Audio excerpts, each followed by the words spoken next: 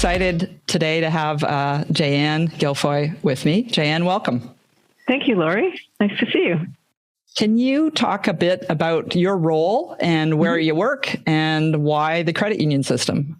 Sure, I can. So I'm the CEO of Meridian Credit Union. We are Ontario's largest credit union, based out of originally from Niagara, but really have branches and operations that span all the way around what we call the Golden Horseshoe here, which is from Niagara through to Ottawa, pretty much. And been here for about 9 months, but I've got 15 or 17 years of experience working in credit unions. So this is my third. And why credit unions? I think I was attracted to work in this sector because I believed that there was a better way of doing financial services. And I liked the connection to community. So we absolutely are the grassroots financial institutions in the country. And we do things that, are really, I think, at the forefront of trying to do what's right for people, for communities, and for the planet.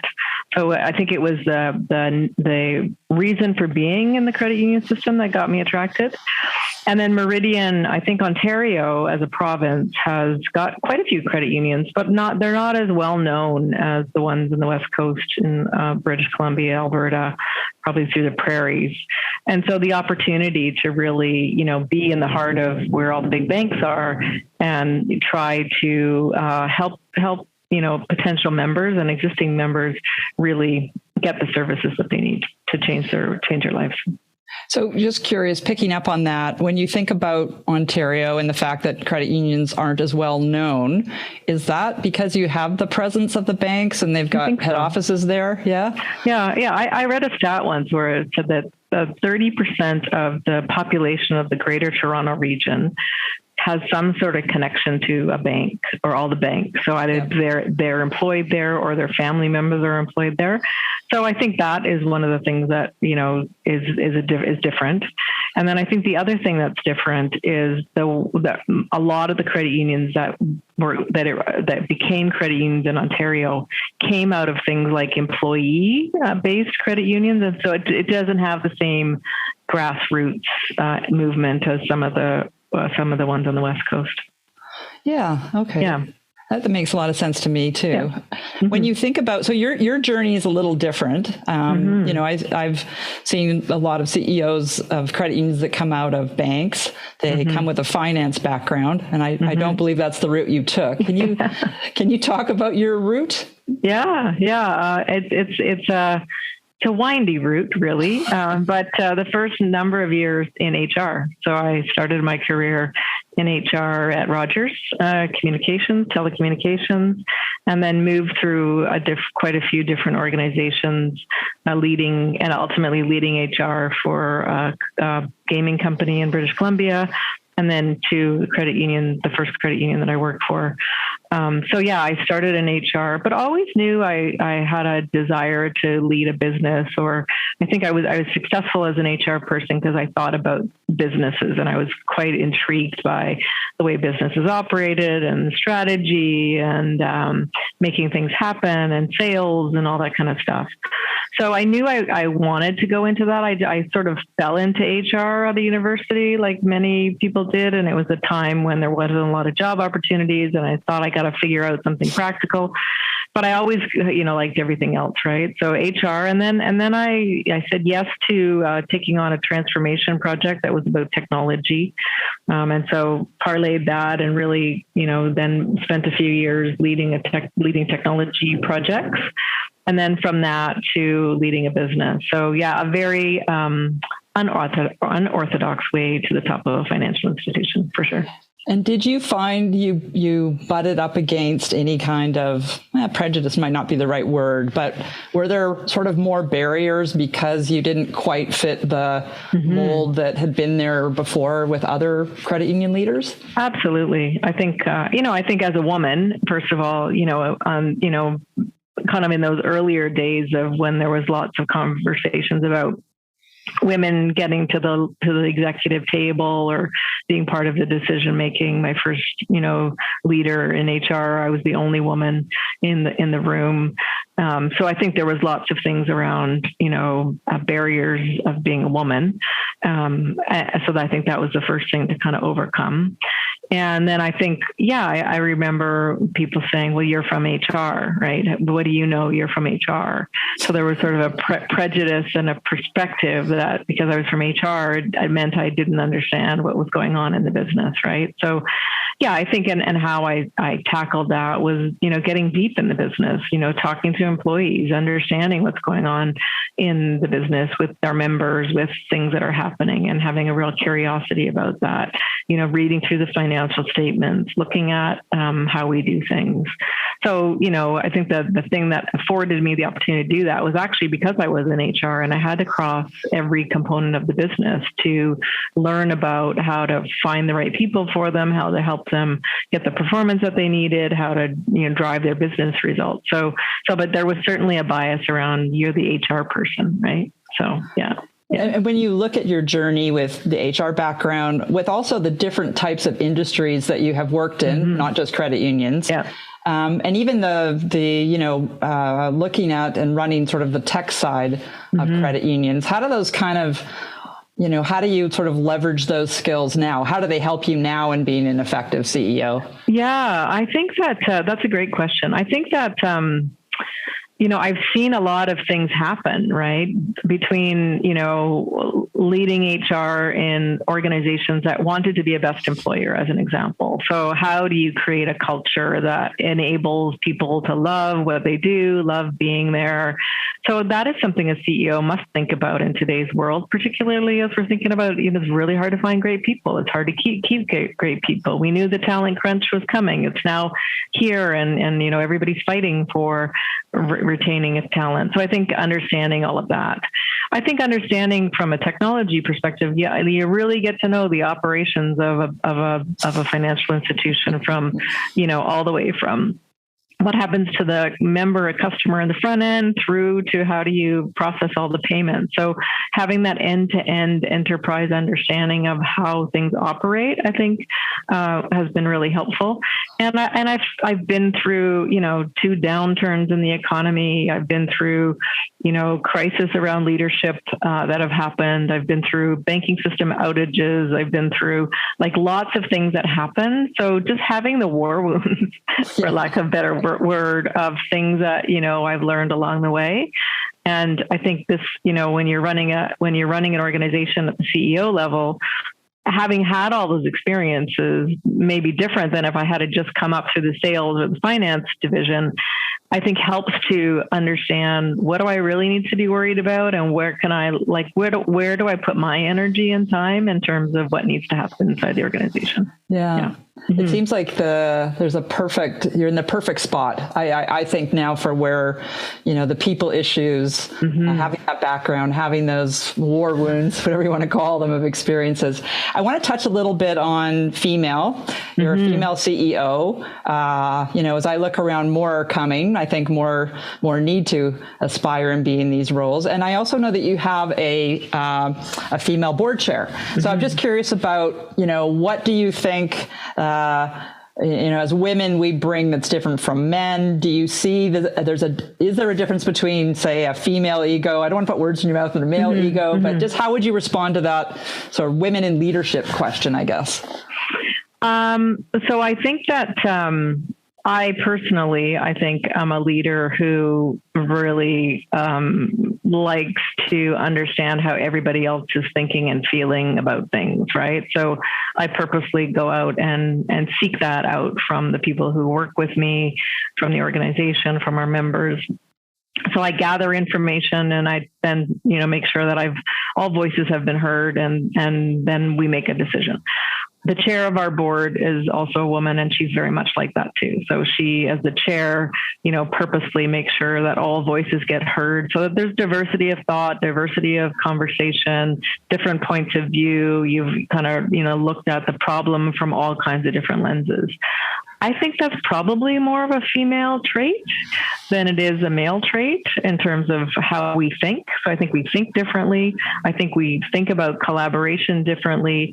I don't think I or the chair of my board have any desire to grandstand, and, the competition level is not super high, but we jointly want to change the world, right? We jointly want to do the right things for the organization, for our people, for our members, for our community. So we share a common vision that is as equally about a purpose as it is about our profits, right? So I think because we're aligned there, then I think we work more synchronistically, right? Yeah. I can't say that word, but you know what I mean? Word. That's a big word on the end of the day. I'm not touching it. So I think that would be a difference for sure. And then I think women are a little bit more attuned to the balance between your head and your heart, right? So recognizing that, most decisions have a logical and an emotional component to them, particularly if they're big decisions about strategy or, right, what you're going to do into the future. So I think that allows you to approach things in a different way, right? Yeah. So talk a bit about your team. When I went on the website and looked at your team, and you've got men and women and people of different backgrounds, does that happen easily? And what is the benefit that it brings to you as the CEO? Yeah, I think one of the things that I would say, and I was interviewing a candidate yesterday for Chief Digital Marketing Officer, I would say that I think one of the reasons I've been successful in getting to a CEO role is because I have always looked to hire people and surround myself with people who are way smarter than I am, way more capable, way smarter, and also different. I know my strengths, I know my weaknesses. I'm pretty self-aware of all of that, probably having come from that HR world where I had to do a lot of assessments of other people. And I've had so many coaches because we are coaching in the organization. And I have an interest in human behavior at the core of who I am. So I'm self-aware of what I'm good at, what I'm not good at. So I tend to look for people who bring a different perspective and a diversity of opinion. So diversity on all levels, diversity of genders, diversity of where you come from in the world, diversity of thoughts, diversity of background. And so I think one of the things that I can do that is a good thing and sometimes a bad thing is I can see strengths in people who are very different from one another. And I think when you put those two people together, it's magic. But sometimes when you put those two people together, it's like oil and water, right? So then so that's where, but I think diversity for me is critical. I really look for people who think differently. Groupthink is only going to get you so far, right? I think when you think about all the challenges that we have in this world today, you have to have different ways of trying to tackle them. And so you got to have the diversity, I think. Yeah. I mean, there's a lot of, it's an interesting world right now, and there's a lot going on. What are the trends, things that you're seeing that worry you, or maybe worry is not the right word, that as a leader, as an organization, you need to be on top of and address, leverage, wherever you want to go with that? Yeah. Absolutely the talent one. We've told our board this whole year that, talent is our number one strategic risk. I think culture is a number one priority for organizations. If you don't have great people and they love to do what they do, you could have the best strategy in the world, but what's that old saying? Culture eats strategy for breakfast. So I think talent and everything around talent is on my mind for sure, right? And trying to keep that balance between letting people have the flexibility that they need and understanding how you move to an outcomes-based performance. You don't see people anymore, that hybrid, where are we going with hybrid? So everything around talent, I think, is a trend that we're certainly, activating and trying to figure out how do we be a differentiated organization in this world where, it's polarized. You have CEOs who are saying people have to come back to the office. And then you have people like me who's I don't care, but we should, because it's a good thing to do, to innovate and to work together and to project, celebrate and team and all that kind of stuff. So I think talent is one. I think the other one is there's just the consumer is changing their perspective like really fast on, companies that they're going to want to spend their money with and organizations that they're going to trust. And I think, we're really digging deep and making sure that our community-based roots and our wanting to help all people have access to financial services is deeply rooted in our strategy. But I think that the world is at the point where they're like, if you're not doing something positive for the world, I don't want to have anything to do with you, right? And I think more than that, I think they're enlightened and they're saying things like, yeah, you're just putting lipstick on profit-driven strategy, right? And so that sort of that trust factor, that sort of authenticity piece has to go with that consumer change. So I think it's about talent. I think it's about that. I think it's about understanding that the world around us is going to be volatile for a long time. The geopolitical, like Italy today, right? The farthest right wing president elected ever. Like you're just seeing that sort of pendulum swinging. And the good news is, onshoring back manufacturing and job creation. The bad news is we're so globally integrated, it's hard. So how do you just think about that from your business model disruption? So I think that's all of that piece. And then finally, technology, we are all technology companies. And I have kids that range in age from 26 to 15. The 26-year-old, got the first piece of technology probably around 13 or 14, maybe had like a little Game Boy, and then the iPod came in, and then it was finally a BlackBerry in high school. Well, the 15-year-old has had an iPad in her hand since she was 2 and only thinks digital, right? So that I think that sort of digital first kind of thinking, how do you transform your organization? How do you think about that?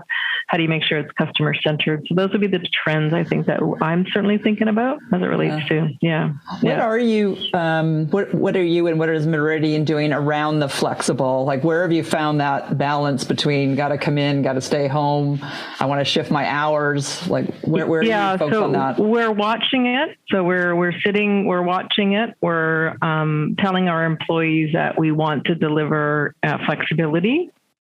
I work part-time remotely and part-time in the office. Everybody who's in an opportunity to do that are doing the same. And then we're letting teams decide how often to come together. So we have some teams actually who've decided once a month, once a week, once every 2 weeks. We have some people who are like, I can only work from the office because I can't work from home. So I don't think we're still trying to find that balance, but I don't think I know we're not going to be like demanding in terms of you must come in 2 days a week or 3 days a week. We don't think that that's going to serve us in the long term. And quite frankly, why come into the office and get in your car and, blow all that, all those emissions to sit and be on a Zoom call or on a Teams call. So trying to be also think about planet, think about people and their lives, right? And make sure that work-life balance and people having time with their families and making all of that stuff is there. In our branches, we are considering things like the 4-day work because we want to give flexibility there too. 4-day work weeks, as we become more omni-channel-ish, where many of our wealth advisors today spend most of their time with their members on these types of calls. We can start to give more flexibility and rethink what the role of the branch is in the new world.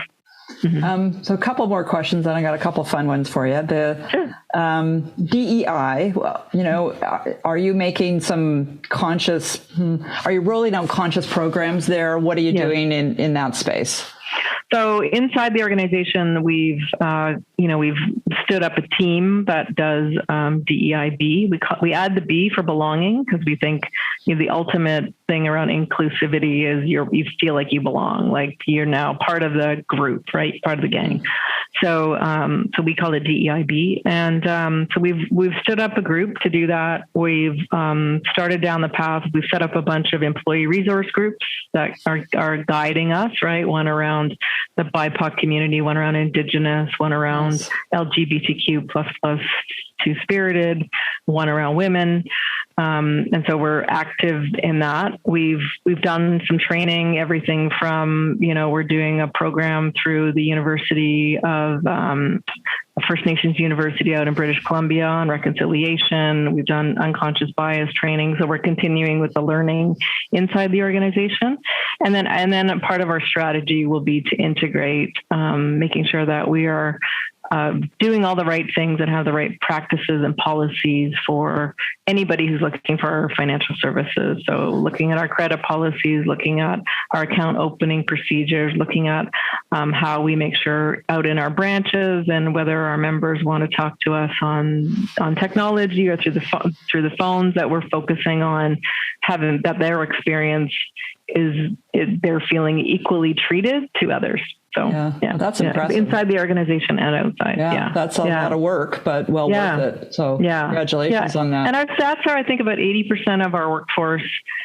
We just did a survey with an organization called Diversio, and I think the stats came back that many of our employees, 80%, feel like they belong here. There's a sense of psychological safety, and that they see that we're on the journey, and that they don't feel like they have the barriers in place that stop them.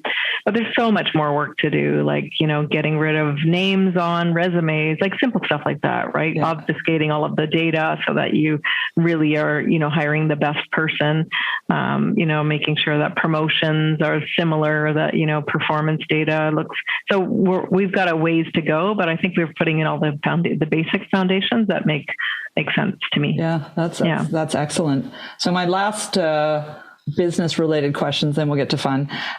If you were to finish the sentence, I think that working in a credit union is a good career choice because how would you finish that? I think because we have an opportunity to help people wherever they are, and equalize the playing field on access to capital. Awesome. Okay, fun question. So I've written some questions. They're comedy gold. So I actually have a little vault here, as credit unions still do, I believe, until we get to digital vaults. I'm just opening the vault. Here we go. I'm going to pull out your question. Oh, no. Actually, I got two questions for you. Okay. You're going to ace these. It's going to be no problem. I want to start with this one. If you could jump into a pool full of something, what would it be? Oh, if I could jump into a pool full of something, what would it be? Oh my God, that's a tough question. A pool full of chocolate. Yeah. Yeah. Okay. And then when you left the pool, how much chocolate would be left? Not much. It was dark chocolate. It would be all gone. Yeah. Well, if you ever do that, invite me to your house because I like chocolate. This one is this is a fun one. You're hosting a dinner party. You can invite 3 famous people or not famous. Who would you invite? Oh, Michelle Obama. Yeah. Bono and Sir Richard Branson. Ah, interesting. I like the combination. Wouldn't that be fun? And if we could do it on Sir Richard Branson's island, that would be all the best. I'd have to wear super tall shoes, though, because I did meet Michelle Obama in Vancouver a couple of years ago, and she's a very tall person. So she looks tall. And I'm wondering if they would sing with. Yes, we could do like carpool karaoke. That would be awesome. Yeah. Well, thank you so much for your time. I know you're very busy. I love what you're doing. I wish you every luck in building the brand of credit unions in Ontario. I know you can do it. And thanks for your time today. Thank you, Lawrie. It's great to see you.